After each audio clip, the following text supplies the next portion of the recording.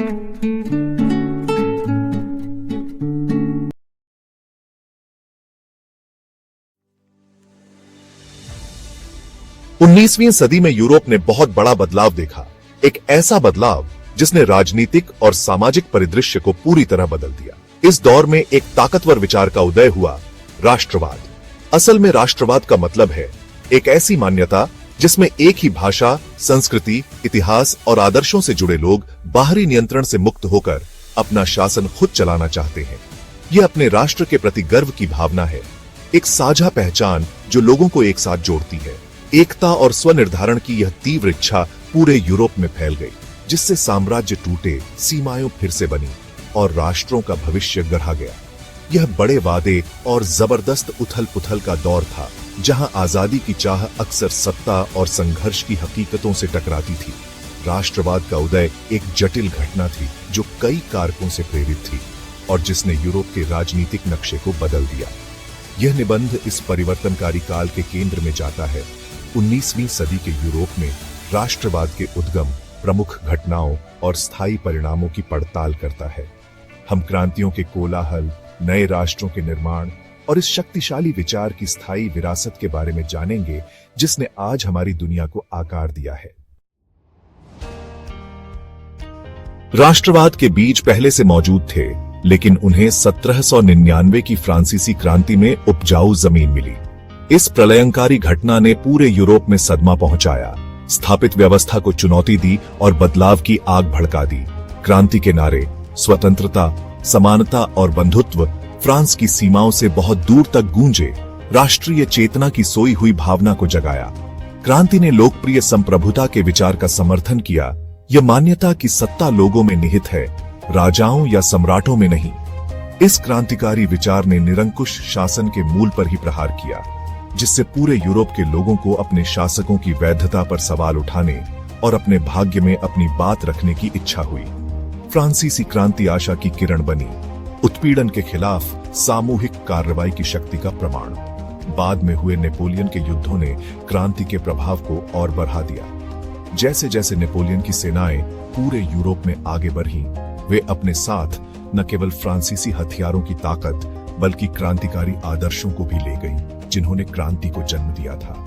प्रचार के माध्यम से प्रसारित और विजय के माध्यम से लागू किए गए इन आदर्शों ने पूरे महाद्वीप के लोगों के दिलों और दिमागों में राष्ट्रवाद के बीज बोए।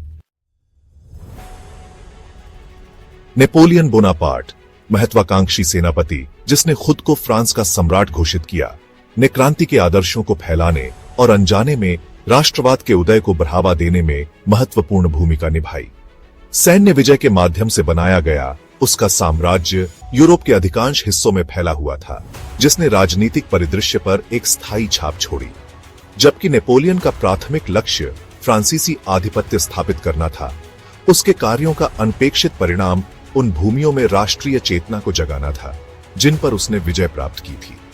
फ्रांसीसी कानूनों, प्रशासन और भाषा को लागू करने का उद्देश्य, जबकि फ्रांसीसी नियंत्रण को मजबूत करना था, अक्सर उल्टा पड़ता था।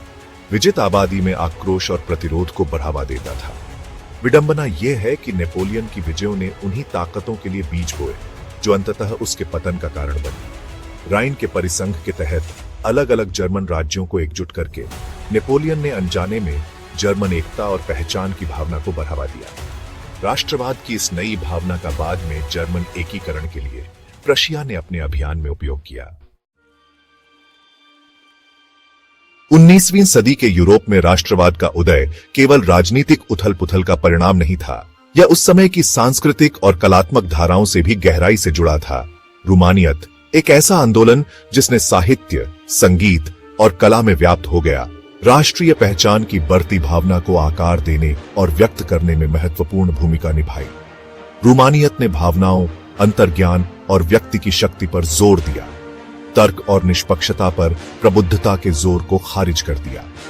इसने विभिन्न लोगों, उनकी भाषाओं, लोक कथाओं और परंपराओं की अनूठी भावना का जश्न मनाया।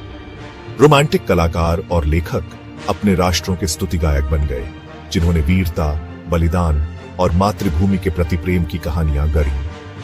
अपनी कला के माध्यम से जर्मनी में जोहान गॉटफ्राइड हेर्डर और ब्रदर्स ग्रिम जैसे रोमांटिक हस्तियों जिन्होंने जर्मन लोक कथाओं को एकत्र और प्रकाशित किया, ने साझा सांस्कृतिक पहचान की भावना बनाने में मदद की। उन्होंने अपने अपने राष्ट्रों की अनूठी विशेषताओं का पता लगाया और उनका उत्सव मनाया, अपने हमवतन लोगों में गर्व और अपनेपन की भावना को बढ़ावा दिया। भाग 5। इटली जागता है।